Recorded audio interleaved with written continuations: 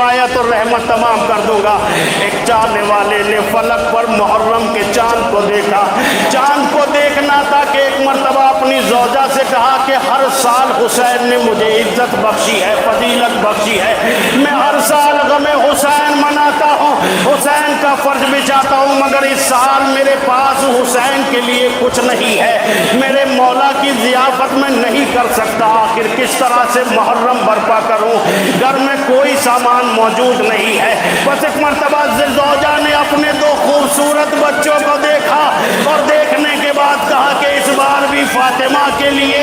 ہم ضرور عزا بچھائیں گے، فاطمہ کے لال کا غم منائیں گے، یہ دولت ہو یا نہ ہو مگر اولاد کی دولت موجود ہے۔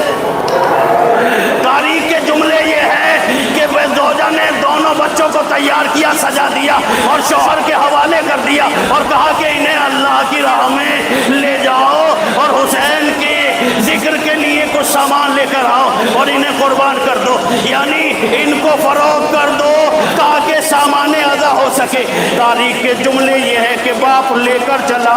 زوجہ دروازے تک آئی، ماں کی محبت تھی جو دروازے تک آ کر رک گئی، بس آگے نہ بڑھ سکی۔ یہ جیسے ہی بازار میں لایا، صبح سے شام تک کھڑا رہا، کوئی خریدار نہ مل سکا، ہاتھوں کو جوڑ کے کربلا کا رک کر کے کہتا ہے میرے آقا میں اپنی آخری دولت تھا جو لے کر آ گیا ہوں، مگر کوئی خریدار نہیں ملتا کہ ایک معظم شخصیت ظاہر ہوئی، انہوں نے ان بچوں کو خرید لیا اور فوراً یہ گھر سامان عزا لے کر آیا، محرم کا چاند نمودار ہو گیا، زوجہ نے فرش عزا بچھا دیا، مگر ابھی عزادار نہیں آئے تھے کہ گریہ تمام ہونے کو تھا،